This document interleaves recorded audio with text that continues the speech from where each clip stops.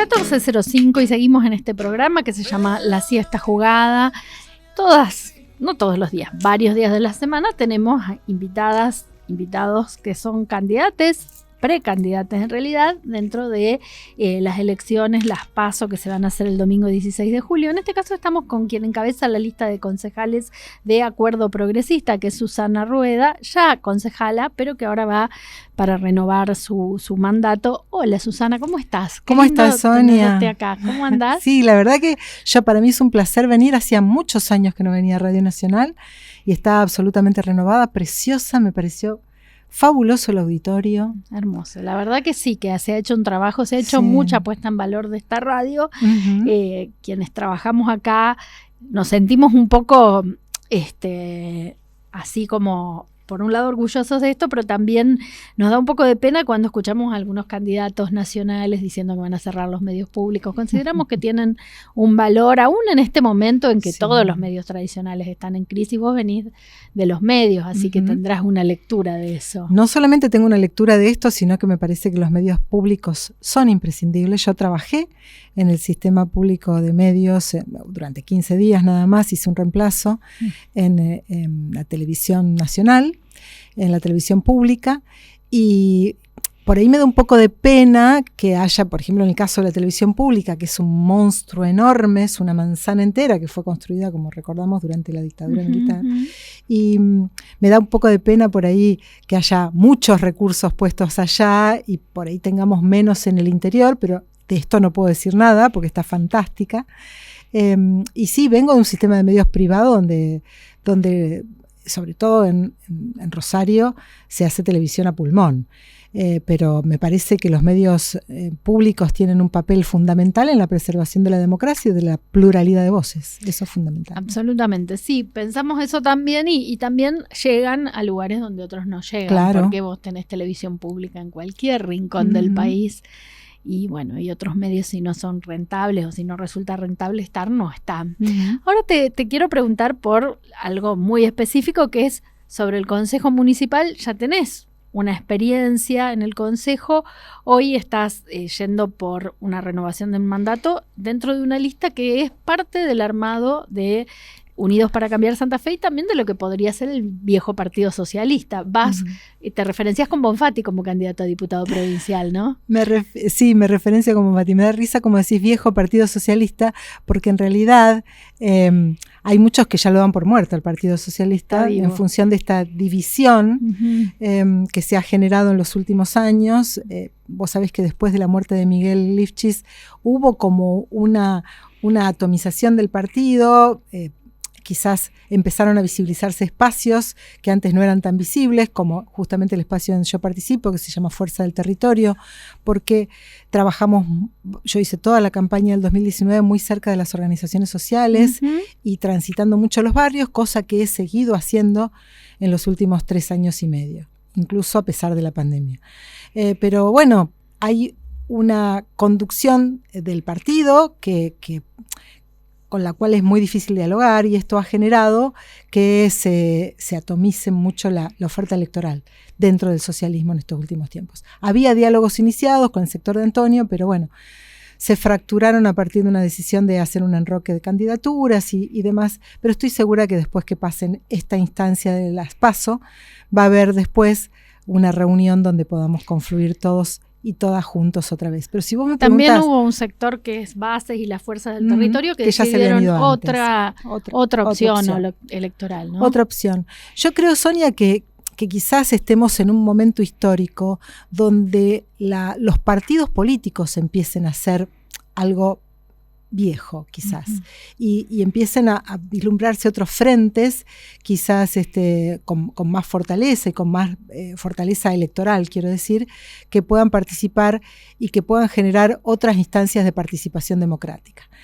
Porque me parece que la gente ya tiene como un rechazo incluso de los partidos políticos, como digo yo, política de garrafa o política de termo. Y sin embargo, cuando vos abrís la cabeza y abrís los brazos, como el mismo Hermes decía, ¿no? Que hay que construir a lo ancho, tenés más posibilidades de credibilidad y de participación de algunos sectores que tienen rechazo por los partidos políticos o por la política partidaria. y sin embargo, cuando hablamos de frentes o hablamos de instancias de participación más amplias, más abiertas y más, te diría que hasta empáticas, podemos lograr más participación, que eso es lo que hace falta hoy. Sin ninguna duda, decías que hace falta más participación política porque vos misma decías que has hecho buena parte de tu gestión como concejala recorriendo una ciudad que tiene un extenso e intenso entramado de organizaciones comunitarias y sociales que están sosteniendo una crisis. ¿Cuáles son los temas que desde el Consejo se pueden abordar? Hay un candidato que es Fede Lifchis, que habla de que en el Consejo solo se hablan boludeces. ¿Qué opinas de eso hoy? Primero que hay que escuchar las propuestas de las personas que dicen que en el Consejo se habla boludeces para descartar que las mismas propuestas sean boludeces. Y segundo, que en el Consejo hemos discutido durante mucho tiempo muchos temas, los más importantes que le interesan a la gente, como son la inseguridad y la desigualdad. Ese es el tema que más me interesa, la desigualdad. Nosotros creemos que la inseguridad tiene un caldo de cultivo que es la desigualdad y que mientras haya estos márgenes tan importantes de desigualdad, no hay futuro para ninguna ciudad, para ninguna provincia y para ningún país. Entonces, el abordaje de esa desigualdad puede ser hecho desde la municipalidad, desde la provincia y desde la nación, pero tenemos mucho para aportar desde municipalidad. De hecho, uno de los proyectos que yo más he fogoneado en el Consejo Municipal, que es un proyecto de ordenanza muy ambicioso, que es la creación de centros de cuidado y capacitación, que está directamente vinculado con un diagnóstico que está a todas luces atravesado por la pobreza, que es el del Observatorio Social de la Iglesia, que dice que de cada 3 niños en Argentina, 2 son pobres. Y que de esos niños pobres, la mayoría pertenecen a hogares monoparentales. Y de esos hogares monoparentales, la mayoría son a cargo de jefas de hogar, de mujeres solas. Monomarentales. Monomarentales, en este caso. Jefas de hogar. Entonces, cuando vos tenés ahí una identificación, incluso estadística, no podés dar vuelta a la cara. Y sin embargo hay muchos estamentos del Estado que dan vuelta a la cara hacia ese núcleo duro. De hecho, Sonia, por alguna razón, y si vos rascás un poquito y hablás con las y los fiscales que investigan homicidios, te vas a encontrar, nosotros nos vinieron a presentar un informe hace poco, que este aumento de mujeres muertas en contexto de criminalidad tiene como principal referencia que esas mujeres, además de pertenecer a contextos vulnerables, tienen a sus parejas muertas o presas. Claro. Y no hubo dispositivos de contención con esas mujeres, nunca, que terminaron continuando el negocio de sus parejas, ¿no? Pero además de esto, que tiene que ver con el delito. Y muchas veces con el mero objetivo de parar la olla. Así es. Continúan el emprendimiento familiar, digamos, como seguramente o probablemente hagan sus hijos, adolescentes o niños. Entonces, es importante que el Estado esté presente en esa contención. Pero más allá del delito, las mujeres vulnerables a veces no tienen salida, no tienen escapatoria, porque en muchos casos las madres dejaron su estudio secundario porque quedaron embarazadas cuando estaban en la secundaria. Claro. Entonces no tienen estudios completos, no tienen capacitación porque se dedicaron a criar a sus hijos e hijas y no tienen forma de conseguir trabajo, porque además no tienen quien le cuide a sus hijos. Entonces nosotros creemos que es imprescindible que el Estado forme centros de cuidado como jardines maternales para niños y niñas entre 45 días y 4 años y centros de capacitación para sus madres. Mientras la niñez está bien cuidada, las madres pueden capacitarse para volver a trabajar. Eso es algo que para nosotros debería ser una política de Estado que continúe a lo largo de los años con apoyo nacional y provincial. Pero es perfectamente factible de hacerse desde una municipalidad. Yo lo presenté como proyecto, me dicen que obviamente hay falta de presupuesto, pero salió aprobado como un centro piloto que se va a hacer en la zona sudoeste. Pero me parece que por lo menos uno en cada distrito debería haber, por supuesto que no va a alcanzar, pero vos te das cuenta, Sonia, que si nosotros hablamos que de cada 3 niños, 2 son pobres y están ubicados en estos hogares, es imprescindible que el Estado ponga el foco ahí también para la atención de la salud, de la estimulación y de la nutrición de esos niños y esas niñas. Porque si no les damos oportunidades y buena educación a esa niñez, no podemos soñar en un futuro posible. Nosotros hemos estado en barrios donde vemos que porque además hay otro componente que es gravísimo, que es el consumo problemático de los padres y madres jóvenes en algunos contextos vulnerables, que no tienen contención del Estado tampoco, que no se pueden hacer cargo de sus hijos porque están en una situación muy dolorosa de dependencia del consumo. Entonces, el Estado está ausente. En los barrios, el Estado está ausente. Cuando decís el Estado está ausente, ¿te referís a los 3 niveles del Estado, a una articulación? ¿Qué es lo que está ausente cuando decimos que el Estado está ausente? Están ausentes los recursos humanos desplegados en el territorio, de nación, de provincia y municipio. Pero hubo en la gestión anterior recursos que estaban afectados al Plan ABRE, al Vuelvo a Estudiar y al Nueva Oportunidad, que ya no están más. Vos decís recursos provinciales. Claro. Y te pregunto esto porque es muy interesante, me parece que es una propuesta concreta esta de los centros de cuidado y capacitación, pero también digo, esto tiene que ver con un contexto, ¿no? Si las políticas públicas, escuchamos todo lo contrario, escuchamos de muchos candidatos, algunos referenciados con candidatos de Unidos para Cambiar Santa Fe, que el Estado es muy grande, que hay que achicarlo, que hay que echar personas, y en realidad vos decís falta recurso humano, porque las políticas públicas se hacen con recursos humanos, no se hacen solas. ¿Cómo pensás esta idea de poder plantear más recursos humanos municipales en distintos lugares para contener? Sí, con respecto a las posiciones de algunos candidatos de Unidos para Cambiar Santa Fe, yo no me puedo hacer cargo porque el arcoíris ideológico está presente en todos los frentes políticos, inclusive en el peronismo. Entonces, mi objetivo es construir volumen progresista desde la legislatura municipal, en este caso, y con Antonio desde la legislatura provincial y con Miguel Ángel Capielo desde el Senado de la provincia de Santa Fe. Honestidad y progresismo, porque creemos que la salida es por ahí. ¿Y cómo me imagino esto? Con una articulación, como vos mencionabas antes, una articulación provincia-nación. Nosotros lo hablamos incluso con diputadas que una vez vinieron al Consejo Municipal, legisladoras de todos los partidos políticos preocupadas por la cuestión de género, y les decíamos que el abordaje debería hacerse también con una ley desde la legislatura para que estos centros de cuidado y capacitación estén presentes en todo el territorio nacional. Pero mientras tanto, nosotros lo proponemos desde la municipalidad y a través de una contratación de cooperativas de cuidado, que las cooperativas de cuidado deberían estar formadas, referenciadas con las organizaciones sociales de territorio.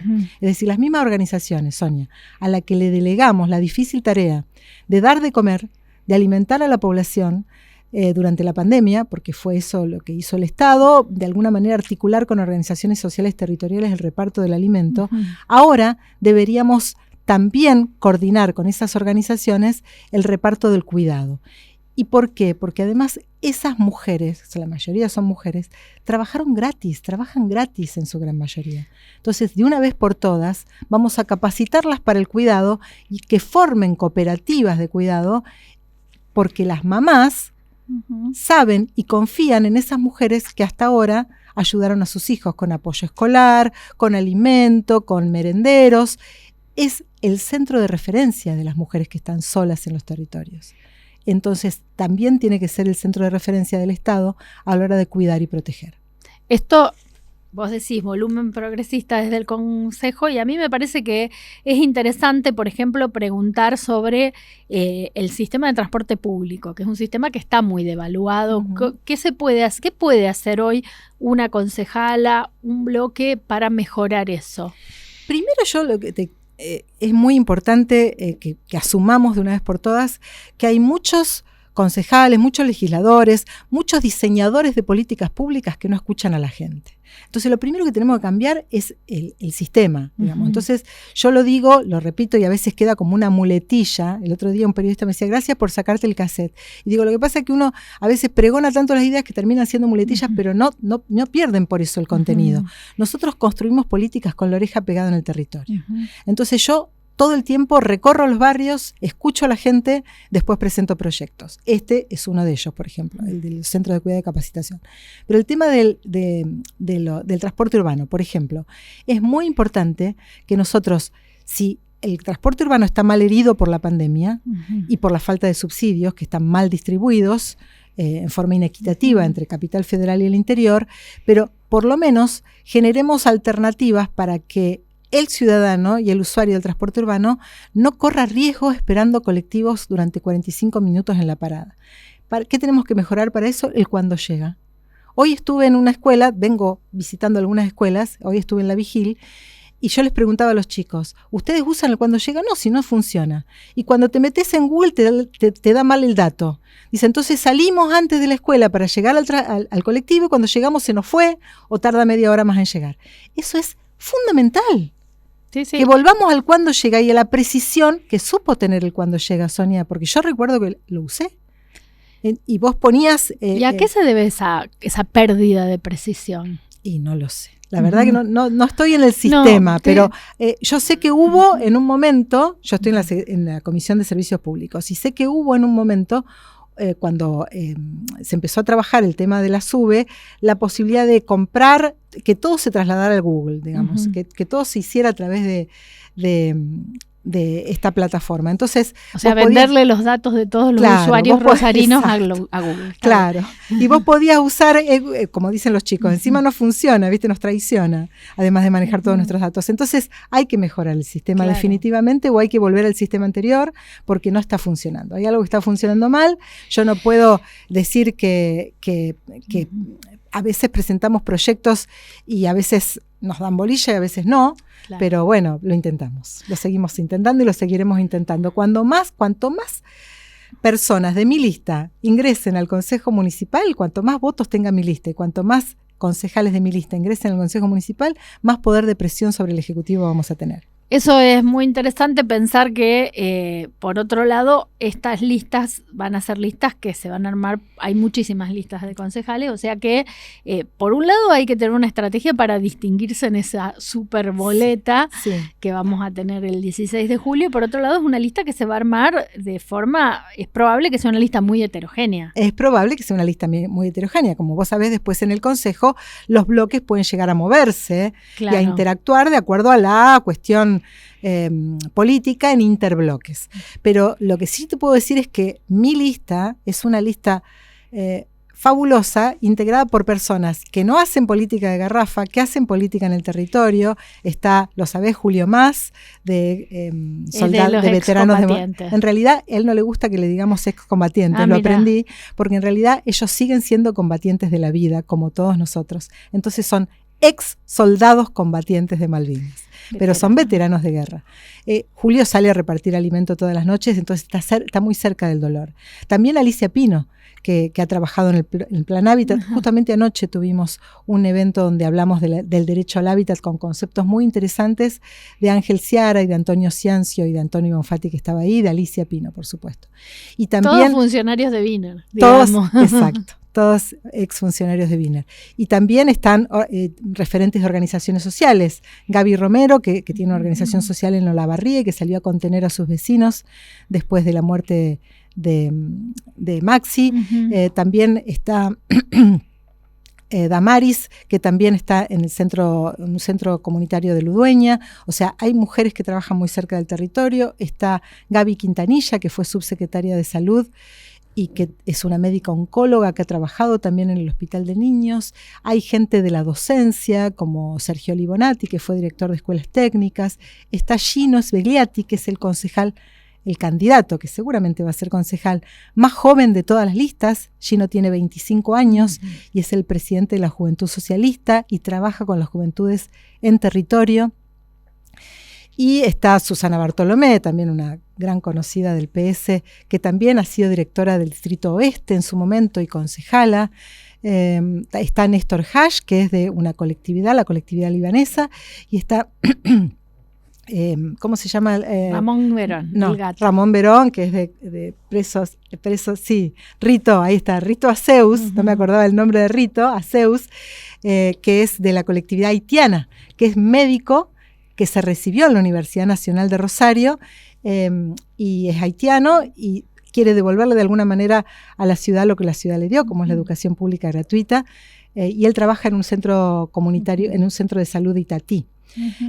O sea, hay gente que trabaja muy cerca de los otros y trabajando por y para los otros. Y vos lo mencionabas a Ramón Verón, que fue director de que trabajó en la Dirección de Derechos Humanos de la provincia de Santa Fe y ex detenido político. toda esta gente no tiene apellidos ilustres, no tiene ADN de partido político, pero sí tiene una enorme trayectoria en los territorios y trabajando por y para los otros. Bueno, te agradecemos mucho, ya estamos teniendo que cerrar. Es interesante pensar también que, están haciendo una propuesta para ir al Consejo, en un Consejo que, en una intendencia que por primera vez parece que puede cambiar de signo político. No digo que sea así, las encuestas hay que siempre tomarlas con mucha, con pinzas, pero hoy habría, por lo menos antes del 16 de julio, 4 candidatos competitivos, por lo que uno sabe. Tesandori, Havkin por el lado de Unidos para Cambiar Santa Fe y que tiene Monteverde, sus diferencias entre ellos también. Sí. Y Monteverde y Zuckerman. Que, bueno, son 4 propuestas bien diferentes, pero serían como esas posibilidades. ¿Sería diferente ser concejal si gana alguno de cada uno de ellos 4?